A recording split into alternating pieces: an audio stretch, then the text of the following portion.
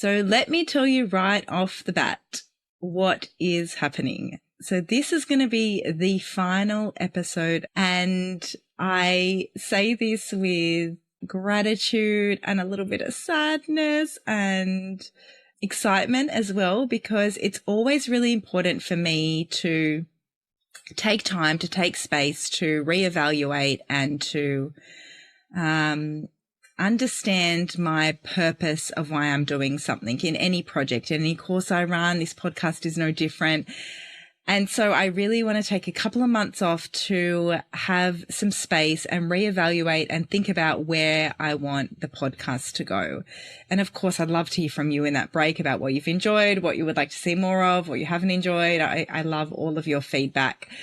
It is really important for me to take some time and just know the purpose of why I'm doing this podcast, and to make sure that it is in alignment with me and the way that I work and what I want to see going forward. So I'm really excited for a break. I think it will give me an opportunity to think and to be and to take it all in. This season, I've been able to interview some incredible guests, and I'm so grateful for them all. I've been able to learn so much. I hope you have too. I feel like the guests this season have just been so wise and so, I don't know, incredible. I've loved every minute, as I have in season 1 too. So really excited to come back for season 3 towards the later end of the year. I don't have an exact date yet, because when I feel inspired to restart again, that is when it will be.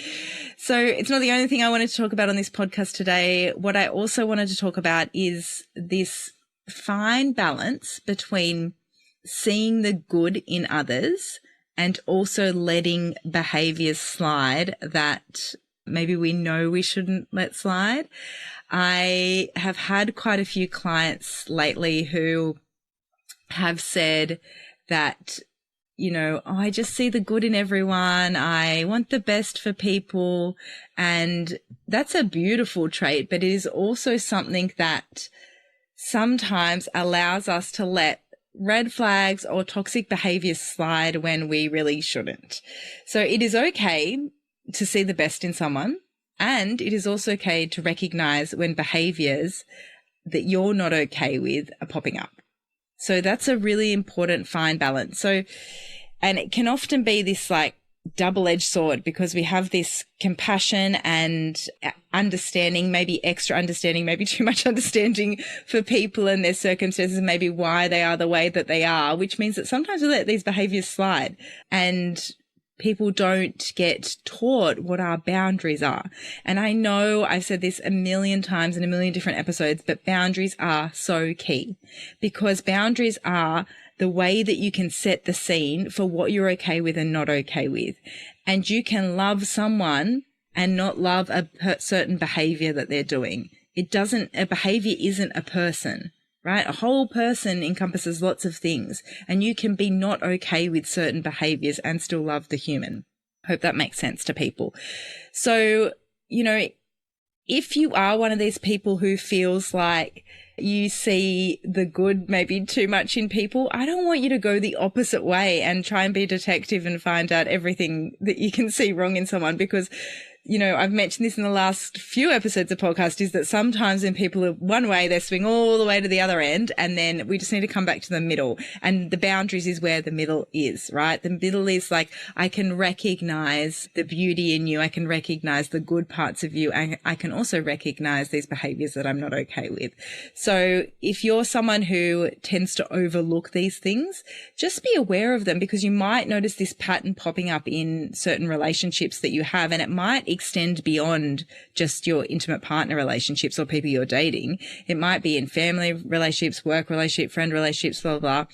And sometimes what happens, the pattern that I notice, is that people say, I only recognize the good in people, yet when they let these behaviors slide, this resentment pops up that they are actually not okay with these behaviors, but they let them slide, didn't let the other person know they weren't okay with them. Resentment builds up, and then they're angry at the person. The person's like, well, I don't know what I did wrong, because no one's let them know anything. So that's why it's so important to address things with boundaries early on, because then people know where they stand, right? And then they have the opportunity to change or not, and then you know where you stand. So it's just a really great way to do that. So you want to be able to recognize when you're enabling someone's behavior by not addressing it, or when you're just seeing the best in them. So you don't want to overlook the things that are happening. Yeah, it's really important to have a think about that. So how do you find this like balance of like seeing the best in people, but also recognizing when behaviors are not okay? Let me use my favorite term, which is self-awareness. I know I've said this again all throughout season 1, all throughout season 2, but it is so, so key, because that self-awareness will allow you to look inward and think, am I enabling their behavior?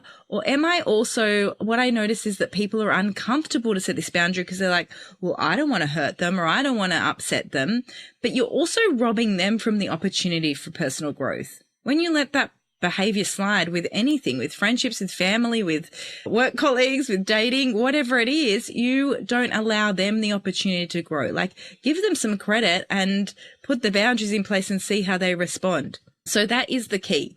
So the key is boundaries. If you're not sure what boundaries are, go back and listen to the episode on boundaries, but it is really important for you to be able to express to someone what you're okay with and not okay with their behavior. And this self-awareness means that we have a really honest chat with ourselves around what are the patterns that I'm noticing happen over and over again. Are there patterns where I'm trying to save someone? Are there patterns where I'm trying to rescue someone, where I'm trying to mother them, where I'm trying to whatever it is? What is it that you can take like radical responsibility for in your role that you play in that? Because it's all well and good to say like, oh, all I'm having in my life are people that are emotionally unavailable, or people that are cheating on me all the time, or people that are toxic relationships. What is your role that you play in it? You're not going to change anything until you look at that, because you're the one that's accepting the behavior that's happening. I'm not saying that other people's behavior is okay, but it's also your responsibility to say, I'm not okay with that behavior anymore. And the minute we do that, it stops happening in our lives, right? So as we close the season, as we close the episode, I just want to remind you that you have the power to make the choices to do things differently. That is what is within your control. You have the power to choose how you're going to respond, how you're going to react to situations. Are you going to do differently? Are you going to keep accepting the same thing? Like, you have the power to do this. And I want you to know that just because I'm not in your ears every Wednesday coming across a podcast does not mean I'm not here for you. You know where to find me on Instagram, The Relationship Circle. I've just started an amazing course called Love Unlocked Academy. I haven't hardly spoken about it because we've just been filling it with amazing women. But if, you're feeling like you're struggling with the same patterns in dating over and over again, you're frustrated, like, let's have a chat. Because I can't tell you this, but the way my brain works is that I can see these patterns happening. And so even if you're thinking, oh gosh, I'm feeling so frustrated, like, what is happening? Why is this happening over and over again? I can see so clearly the way out of it. And it's what I help women to do every day. It's what we're doing in this course. And anyway, I would love you, if this is something that you're struggling with, to reach out and get support. Let's have a chat. Stop being so frustrated. Stop hitting your head against the wall with the same situations in dating over and over again, right? Let's change that patterns. Let's change it up. And, you have the power to make this change. You are absolutely the driver of your own life. So get in that driver's seat and make a change. And I'll see you on the other side when we launch season 3. I cannot wait.